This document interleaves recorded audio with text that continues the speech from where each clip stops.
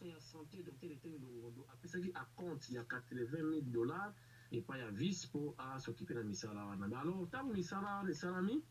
tango et comment presque à la fin bayaki na ba facture comme des preuves tout ça ba bordereau docteur Etienne Longondo en tant que ministre titulaire asalaki pe ba enquête na ndenge na ye ne pona koyeba si réellement $80,000 esali musala oyo ezalaki prévu na budget wana. Nde selo ba enquête baye komona lokola ke ba entreprise mosusu ezalaki ba entreprise fictive ezalaki mpena clair ezalaki te. Alors na kati ya conseil des ministres batunaki docteur Etienne Longondo a expliqué misala oyo esalami na palais de peuple clarité eza ndenge nini nde alobaki mosala wana ye te moto asali yango batuna vice ministre motu asokipaki na misala wana. Alors vice ministre mpona ye ezalaki lokola accusation nayebi te alingaki ministre Etienne Longondo couvrir ye ou quoi azalaki mécontent ayaki asalaki tapage na kati ya cabinet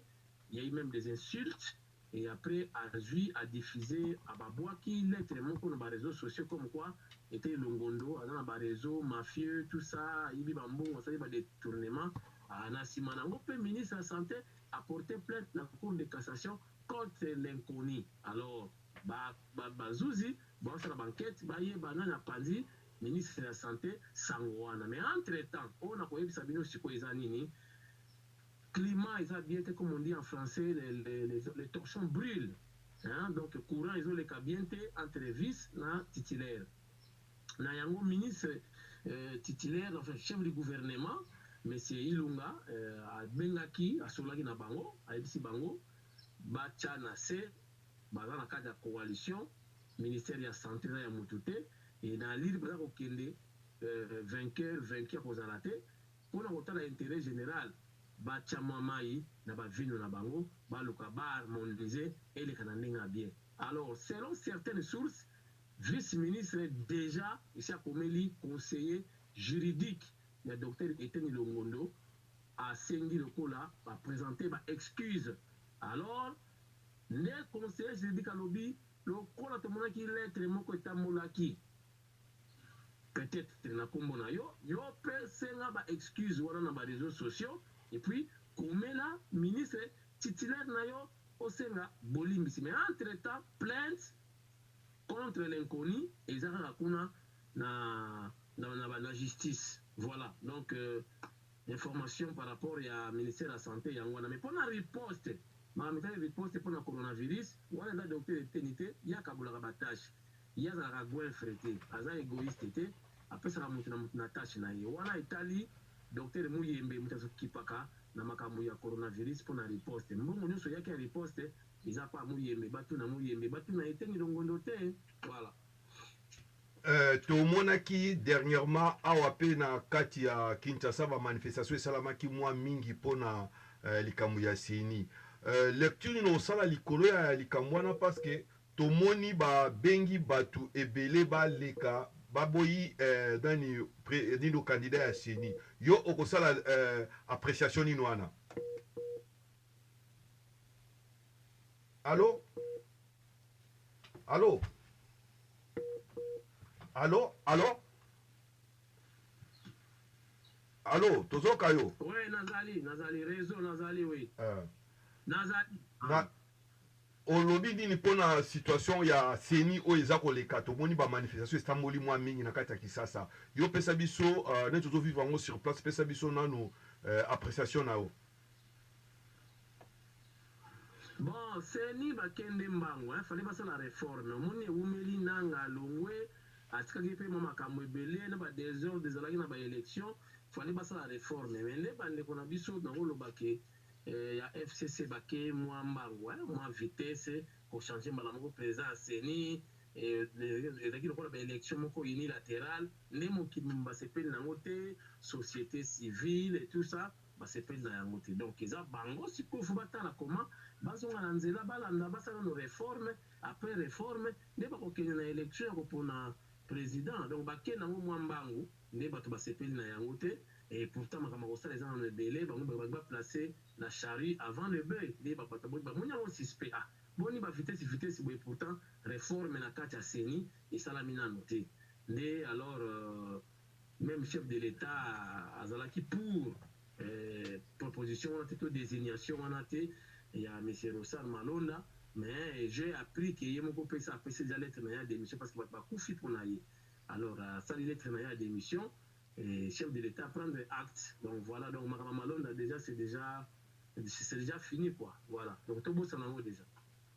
kasi oyo bato bakufi sikoyo bato yango bake perte bien ndeni parce que suivi fo elanda parce que bato yango okufaka pamba nde wana te na état de droit non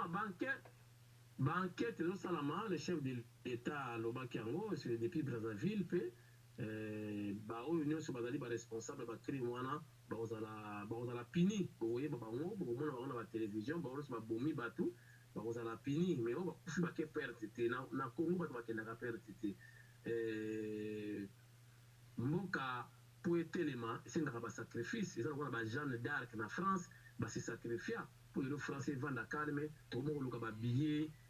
na bandenge nyonso kokende na banzela baturki po koma na france mais ayi des gens oyo base sacrifiaki po france ekoma france lelo donc voilà quoi bake ofele te bake mpona bonsomi ya congo toza na information mosusu remaniement esalami na niveau ya armée tomoni balongoli bagénéral mosusu na kati ya république démocratique du congo eza na raison nini na bitu nini et puis esalami brusquement ya retour à président na brazzaville est-ce qu'il y avait une situation cachée là-dessus ou bien il y avait un problème eleki mwa mbangu boye yo oko non eza mbangu te eza caché te voyage ezalaki voyage eza makambo mosusu makambo wana baprépara yango déjà bien avant c'est lui le commandant suprême aza kobongisa kaka armée botali baimage te ntango fort azosepela azobina donc voilà donc baoyo bazwi retraite baoyo bapemisi bango général numbi alongwe te il est toujours général maintenant bapesi ye fonction mosusu te donc pour l'instant aza kaka général simple nano bapesi ye fonction mosusu te donc eza makambo ya boye na boye eza te soda ya moto azalaka te soda ya kabila azalaka te soda ya félix azalaka te baza basoda ya république chef de l'état azosala bango ndenge kochange to mpe kopesa bango baplace mosusu selon vision na ye en tant que commandant suprême ya armée mais ce que bango ndenge babanaka bagénéraux te bazalaka basergent bamosusu bazalaka basous-lieutenant neti général tango fort aza efoiste atangi na kananga sikoyo batindi ye kuna na inspection donc lokola aza na expertise ayebi mpena mosala armée kuna kokoma français akosala mosala kitoko toujours na cadre ya kosalaki armée comme armée forte tala sikoyo na est ya république les rwandais tout ça bakoti babomi une centaine ya bacongolais ozomona alors chef de l'état ye moko alakaki bango na campagne ke soki nazwiki bokonzi état major général yoke na est peut-être alingi amettre yango en œuvre parce que nga mpe nazomonaki ezoumela asalaki campagne alakaki bato biloko mibale alobaki soki toganye vital kamel akozala chef de gouvernement soki au cas où tozwi majorité na parlement akomaki te parce que tozwaki majorité na parlement te toyoki directeur ya cabinet en guise de reconnaissance toyoki lisusu na kati kaka ya alongoli bagarde corps ya kabila bazonga na nino est ce que eza information ya solo ou bien ezali ya lokuta parce que bambana mura balongwe allo na communiqué wana eza te nga nayoki yango te mais nayoki mpe kaka ndenge yo olobi bon j'ai appris que il semble bagarde républicaine bakozonga na FRDC comme ça akozala na droit ya sécurité bakotindela ye bapolicier mabe eza te je crois c'est eza na kati ya ndenge wana soki mokonzi ya mboka longwe après quelque temps bagarde républicain po soda moto aza te nazoloba ngo awa soda ya moto azalaka te baza basoda ya république ntango bapretaka serment na se ya drapeau bapretaka serment pas au nom de quelqu'un mais bapretaka serment au nom ya république mobutu akenda mais siko basoda bazalaki na bango baza bamosusu baza na armée ti lelo bazosala donc bapretaka serment na komba maréchal mobutu te bapretaka serment sous le drapeau ya pays donc bamura nyonso wana bakozonga na armée mpo baza wana mpona mosala ya mboka bapolisier bakokende bakosécurize ye asinquiété na ye te aza mwana congo soki problème eza te problème ozala te même bapolisier bakosécurize bato mpe kaka na baarme kaka ndenge mona bamura wana donc eloko eza nango te eza mabe te soki bapolisier basécurize ye po aza mpe ancien président aza na droit ya kozala mpe sécurize parce que aza mais c'est tout le monde te voilà la différence. Bon toyokaki président ya cour constitutionnelle abimaki ayaki awa na poto, mais ce qui est bizarre ke ye mpe azalaki na mandat ayaki na problème na CPI, mais ndenge nini akomi na poto epuis tozoyoka ke lere alongwaki na Kinshasa asalaki nini na ya démission bato ayebaki te, tomoni bacontradiction eye na kati. Yo oza koapprécie nini wana ou bien ozali kodécortiquer likambo nini likolo wana? Non, information wana aza nango président cour constitutionnelle azalaki malade wana bato ebele bayebi te santé mpenza ederangeaki ye yango azwaki lokola repos falaki kozwa baso na ye na poto ayaki amonaki chef de l'état asengaki soki moyen ezali baévacue ye rapidement certainement selon bainformation naza nango c'est en collaboration avec la Belgique nde bandimaki bafretelaki avion po akende kozwa basoin approprié akende kopema donc le reste là ce sont des racontards oyo bato balobaka na bango tika baloba boyebi Congo bato balingi koinvente moto akovanda babali kokoma pena histoire acréer actualité abwaki na bareseau sociaux bapesi yango corps ezwi forme et pourtant eza fausse information oyo ngai kamwasi naza nango eza ke santé na ye ezalaki bien te asengaki baévacue mpo na batraitement approprié voilà. Mais soki azalaki na problème na CPI, donc après batraitement ne bakosaisir ye bakokanga ye wana etali justice ezalaka indépendante soki aza na badossier na CPI c'est à ye ya kosala bankete to mpe kosala suivi kutu ezalaka mabe soki oza na dossier na CPI obima libanda ya mboka po komi na facilité sikoyo bazwa yo mais soki oza na kati ya mboka nde kutu kozala mwa sécurisé donc soki ye moko ayebi kaka na dossier na CPI ekabimi libanda mboka il est plus exposé voilà. Bon tokolobela lisolo oyo ezali kofaire un peu tabou awa en Europe ya cardinal Ambongo oyo choix na ye na seni asalaki tribalisme discriminatoire oyo alongolaki les trois kasayen baluba na nino parce que bazali même région na président de la République. Et suite à l'ikabwana yo au sali lecture nini wana parce que etant que cardinal azali mutu ya kimia ya pe ya ko chanini me yendegi nini akendegi na sens parce que bazali kolobela ngo du matin au soir a bakasayen et c'est pelisi bango te. Non bon papa episcopo eyende mpenza fo a changer bizaleli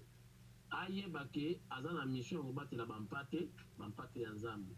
mais papa episcopo kutu nayokaki bandeko mosusu bakosala pétition totindela ngai na kosigne totindela papa wa Roma ameka kochangele biso papa episcope tomona papa episcope mais oyo mpenza il est plus politique que religieux donc je vous dis donc lokola ye avandaka na lopango ya ba Jean Pierre Bemba babokolaka ye balesaka ye bakotisi bakelasi ezalaki pa ya papa Jano Bemba akoma ondire na niongo place nyonso atambolaka lisolo kaka ya Bemba place nyonso atambolaka lisolo ya Bemba donc akoma porte parole ya Lamuka akoma porte parole ya Jean Pierre Bemba mais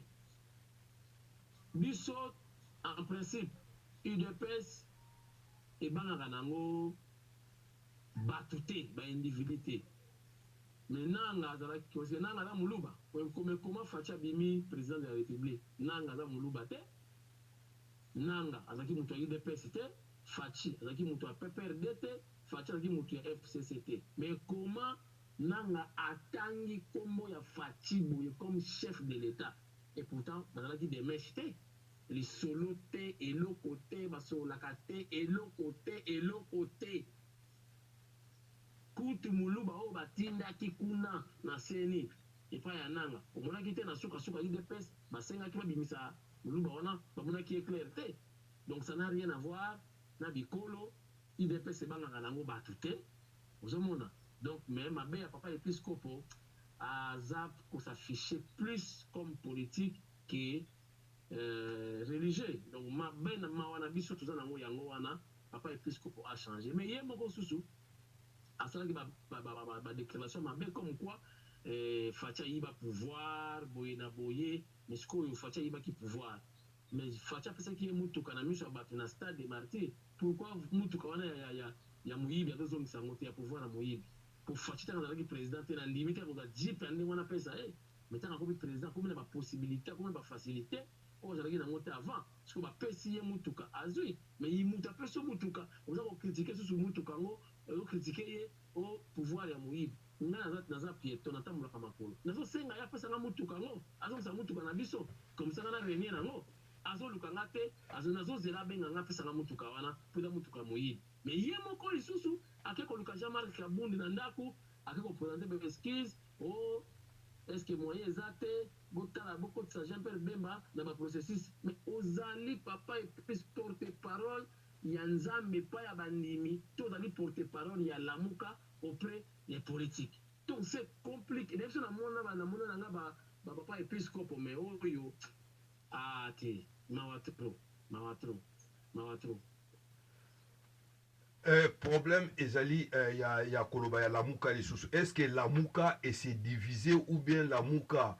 ekomi na baproblème parce que tomonaki mbemba asali déclaration mosusu mama bazali basali déclaration mosusu jour ya marche ozomona te ke contradiction ezali Moïse Katumbi mpe asali déclaration mosusu yo okozozwa précision nini wana mpona omeka ko éclaircir biso non mais nga bo batalaka baémission na nga natindika télévision ngai en tant que analyste politique mopanzi sango naza mpe politologue nazotanga na baklasse na ngai ya science politique nasi nayebisa bato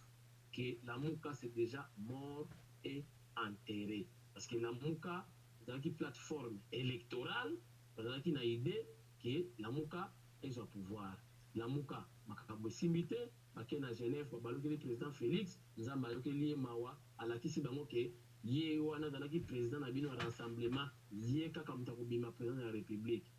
lokola makambo wana se eleka eshua mais bakoma kaka ndenge wana te kutu fali basala baélection esalamaka te mosusu na États-Unis kuna na confinement oyo mosusu na kwe na ye kuna basala so bareunion bakutani ensemble bakoma moto na kwe na ye Moïse Katumbi na kwe na ye akoma koluka bendabenda bato na ye bamosusu baza kolongwa matungulu alongwa donc kutu moko aza professeur Fatia nommé aza juge amatisi ye niveau ozomona donc nayebisi yo oyo mosusu kuna soki maire ya ville ya Bandundu ye wana kuna moto alamuka batole ebungi na 200 sacs ya nsima maire mobimba adetourne basaki ya nsima 200 na batole tala niveau bato yango donc mawa tro esikoyo na minute oyo bamosusu bakomosenga déjà dialogue akesenga dialogue ye moko mpe monani papa épiscope asengi dialogue dialogue toyokana bokotisa biso na pouvoir bakokoka opposition te nayebisi yo opposition eza pasi fona moto idps po okoka opposition 32 eza ya likemba ya pasi ya masasi ya bagaz lacrymogène ya injustice baarrestation arbitraire baenlèvement non bazodébauche bato na bino bozomona na boeti bana babendi ye fulano babendi ye mais parti de résister wana parti moza na expertise émérité kozwa pouvoir na mboka oyo donc lamuka baza bana bakozwa bavertige bakokoka te bamosusu bazonégocie kutu na kuzu akota bapesa ye baposte donc voilà et puis na bapesa bino information ke chef de l'état andimi bazobimisa mwana ntiemi asa zwi basoin bamoni ke sava mais chef de l'état alobi bon po to honoré parce que mwasi nango elaki no bapasi ndako esilaka te yango asalaka badésordre bon chef de l'état po batya ye calme bazozwa entreprise mobima esilisela ye ndako bameuble yango batya na bago ya lingi comme ça avanda calme batiele basplit batiele baplasma oyo ya mikolo ya minene bapesi na bana misala na ntongo bapesi ti ya miliki nalipa baka 200 batie manteka comme ça asala susu mobulu te. Merci. Bon, tokosola lisolo ya gouverneur ya Bakongo na okiri bazosenga cour constitutionnelle esengi démission na ye. Na raison ni basengeli démission na ye, pona nini basengi yango. Tozo comprendre te. Bon, ce qui est vrai parce qu'il a certainement na ye semaine prochaine en titre moko privé. Mais malheureusement depuis ba événement esalamaka ya ba mimi bakongo balingaka bango susu bon biso bakongo tozanga na Congo biso bakongo tozanga bato ya dignité et donc babengi kinkonga na kintando kinkonga c'est-à-dire bolumbu ezalaka eloko moko mpona biso bakongo tozala lokola balukuba eza biloko moko ya respect makasi babombaka yango makasi monota depuis scénario wana esalama atu aza jeune mwana mbanza ngungu me baperda bavaleur moko boye naturel baperda ozomona donc soki ozwi kaka micro otie na balabala na congo central kobanda kasangulu ntina mwanda bato basuetaka kaka bakende depuis bascénario wana esalama donc succès na bango ekita pourtant garçon il est bien, il est gentil, il est humble. Nataki na ye dernièrement na docteur Eteni Longondo, tana nota bata Covid-19 kuna na matadi, ayambi biso bien, adoche biso bien, so tali gouvernorat, auquel du gouvernorat so tali yango atonga kitoko bacha ba sincère, c'est vraiment comme en Europe. On dit matin na Congo central, mais dignité et kenda. Donc scénario ya mamimi et BBC crédibilité na bango. Et comme on a eu d'autant ma pensa bien. C'est ça le problème. Là, incident et koyaki, qu'il soit homme, pour démissionner dans ma belle tête, tout le monde va démissionner, il va avoir courage, va démissionner, tout ça. Démission et comme il y a pour démissionner dans la raté dans le Congo, mais état des droits et il va comment démissionner. Sur un moniteur qui est pression, les qui va s'engager démissionner. Et Aza, homme politique, à quoi reculer, on dit en français reculer, premier sauter, il peut reculer, à quoi sauter lobby, soit ça les actions à bien. Et quand les Kanango, c'est pas grave. Donc voilà quoi. Nako lukana tuno sous question moko balobi qui commission ya CPI eza na kati ya République démocratique du Congo. But dango ba eko sala nini puis baza ko luka nini parce que tout le monde baza ko loba ba eli Kabila pona ba kangaye. Alors biso toza na information te yo mtoza na bandi okoki ko pesa biso moi information muke. Bon, kokanga mutu CPI ya konikoya mais kokanga mutu je crois biso sur la radio nayo radio centrale ezaka na procédure mutu bapesaka ye d'abord invitation ou bien convocation akende ko se présenter soki se présenter te ne ekomaka mandat d'amener bapesi avis de recherche tout ça mais non tomoni invitation moko te ba remettre officiellement pana ye et que CPI comme le coup la CIA bazali ba osala ba enquête non mais ceux qui déjà plainte ezali va déposer plainte mais bakozala to bakozala te ngam personnellement na moni bango te ndenge yo zoyoka ndenge pe zoyoka ke CPI bazar bon CPI so bazali exemple pour bakanga Kabila ou bien ba pesa ye invitation ou convocation est-ce que ezali kambo babata baza koto bazomona te bakomi lokola baagent secret non bango baza bazuzi soki batindi bato na bango awa baya soit koenquête koluka bafait là je ne sais pas mais kokanga Kabila bakokanga ye ndenge nini bakopesa d'abord convocation soki eye nde tokoyeba keno bapesi ye convocation bakozwa te bazwa motu mano militari bakei na ye soki ndenge ya avion butu non ça ne se passe pas comme ça aza père de famille aza ancien président, aza sénateur à vie selon la constitution, je crois qu'il y aura procédure si réellement bayeponaye ke bayekokangaye kozala ke bapesa yende invitation à se présenter. Voilà. Ezate ke bayekokangaye manu militari ndenge bazaka ngbagbo. Non, et ozala ndenge wana te. Donc soki réellement bayepo batikela invitation, tokozala informer biso nyonso. Voilà. Tozoki na sous catholique tout un problème il y a caméra na INC. Ces derniers mois on ne parle plus de INC, on dirait Batango va se calmer, mais tout le monde procès à caméra à ça qui appelle parce que toki sous Jamal alobi qui akoloba nini akosala nini yopo na yo mutoza sur place na terrain au bandi na cause na information moko un peu plus fiable. Bon, concernant appel, Moutounion se sont condamnés. Mais à un droit, il y a ça l'appel sur la monnaie qui est jugement, il est bien été. À ça, il appel, mais appel dans la plupart des cas, appel les alara mingi à 80% pour réduire la peine. Donc, dans la 20 ans de prison, qui est 5 ans,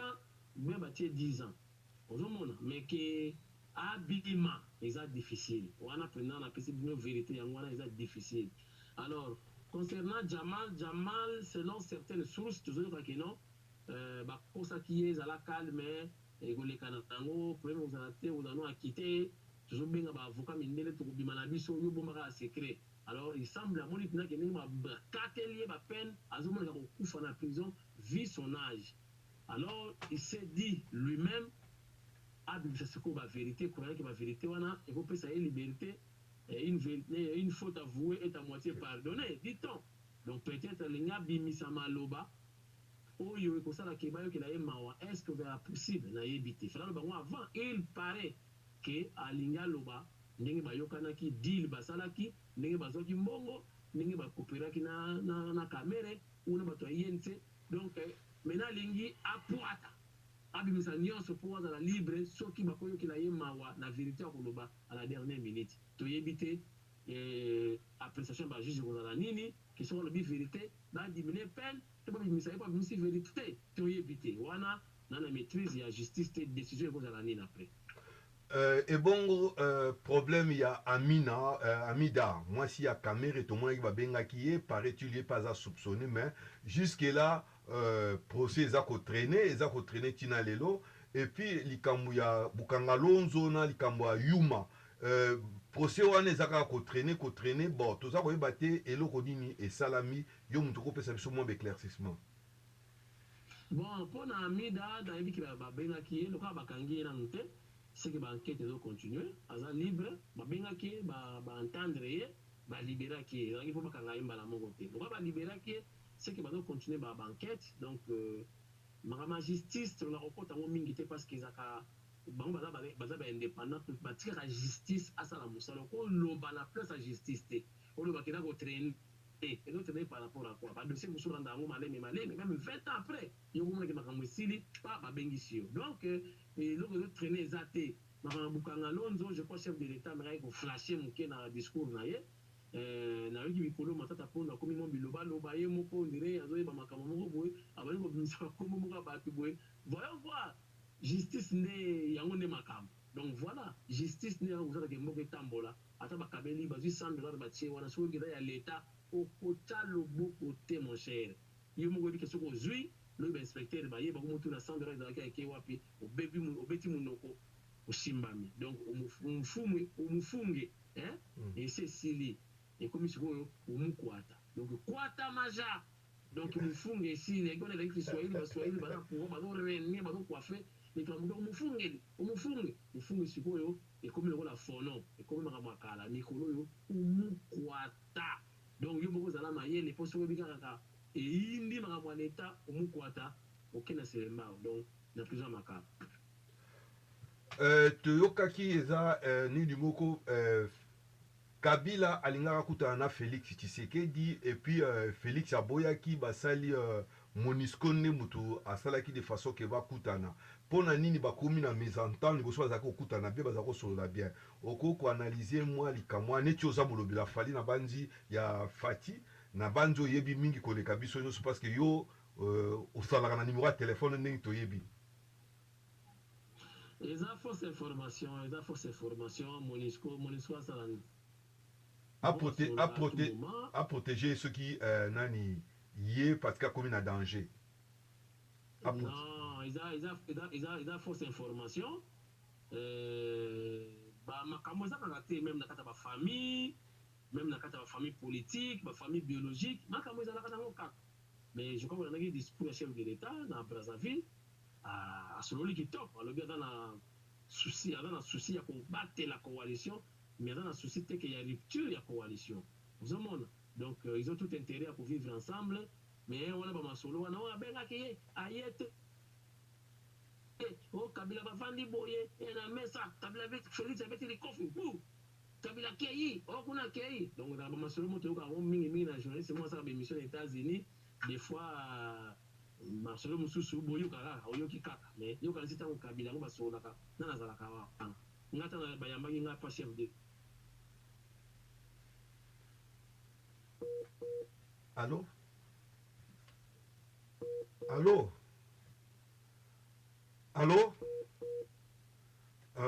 nabanzi to komi na problème ya connexion nabanzi allô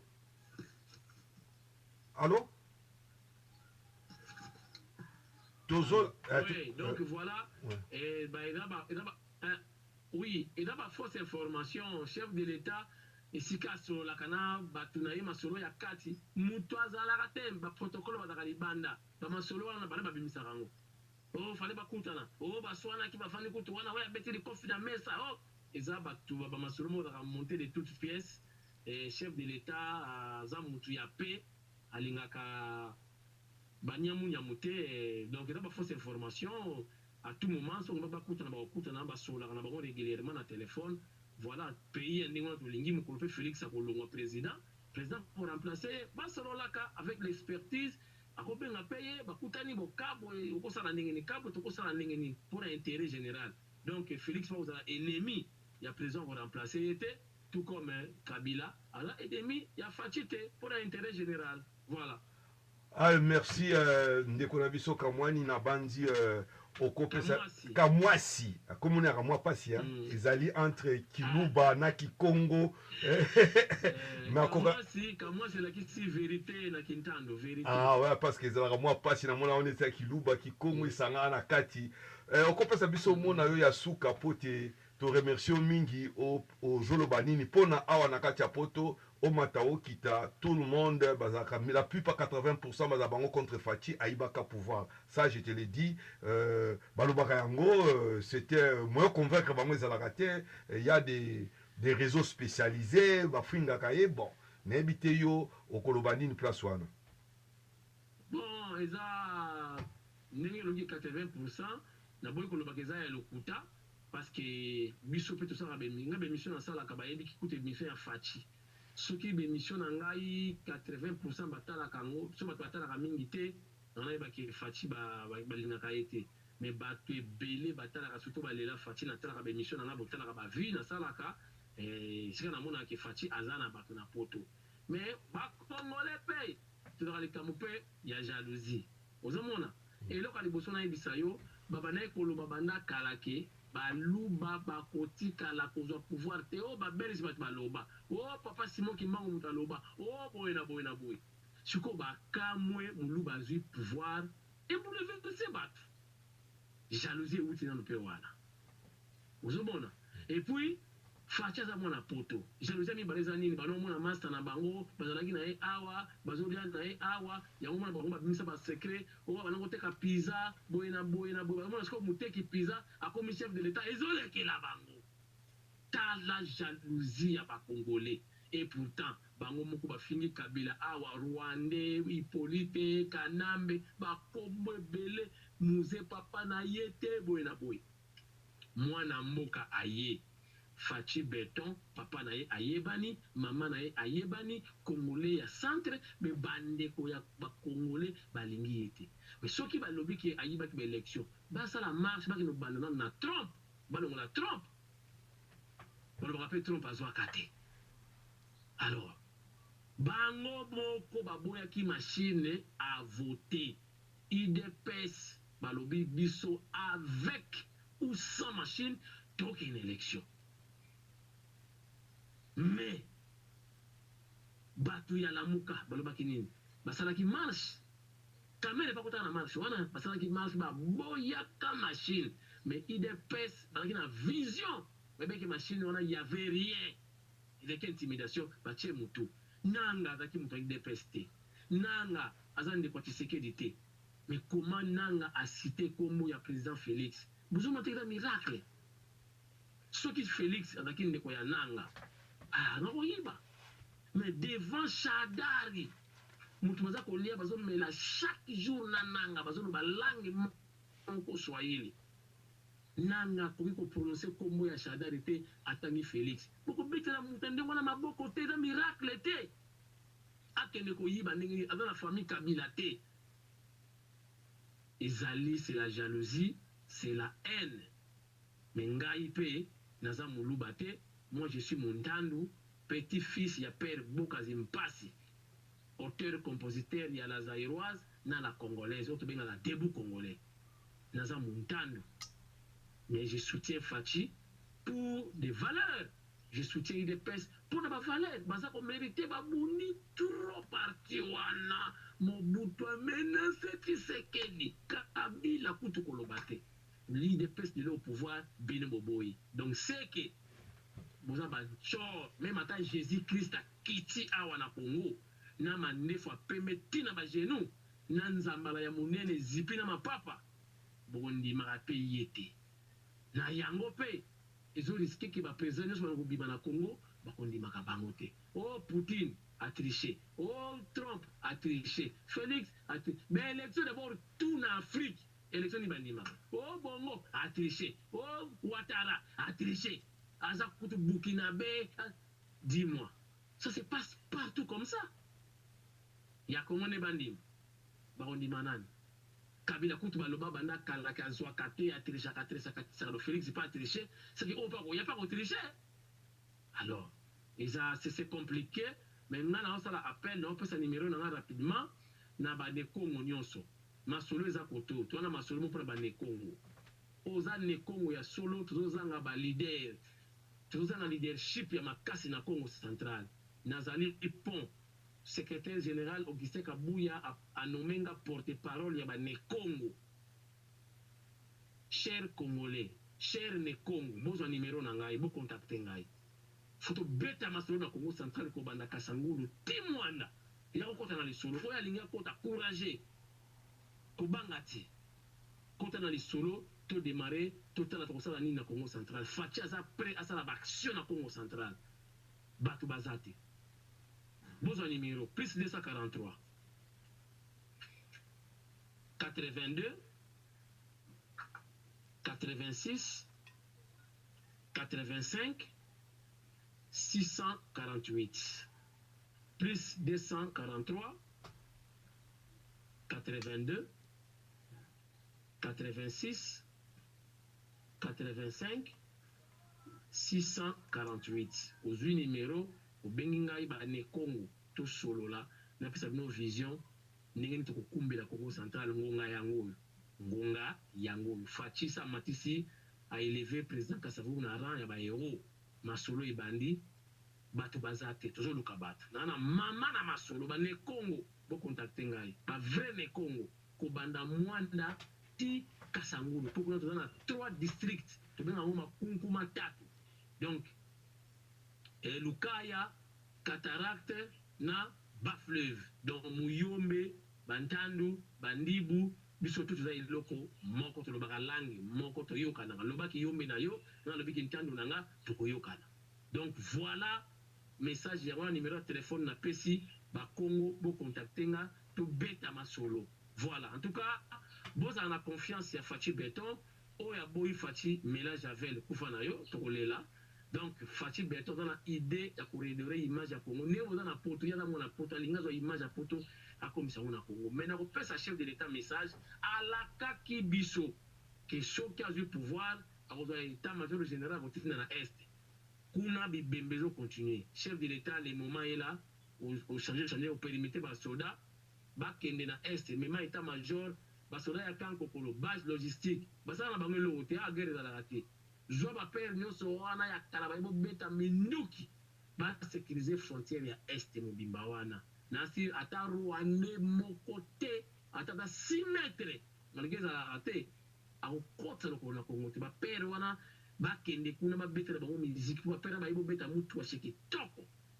et puis soki kanda eleki deux sur les atro pour récupérer Rwanda tozongi soko misa commune voilà.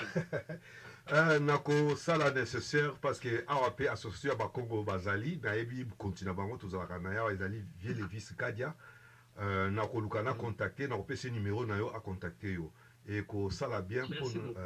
nako sala bien nako sala nécessaire nako sala nécessaire na bandi na zolo ba IDPS azala moto IDPS te bane Congo boya to beta les solo masolo ezali bato to luka ba leader bato baza ba courager baya to récupérer makambo to vandisa makambo vision nous to linga to la Congo central le chef de l'État est prêt pour nous aider. Non, non, on a émission na koaider na bandi a tozolo ba azola na biso na radio et vous avez la question à contacter biso. Bon, to question merci mingi to tiki yo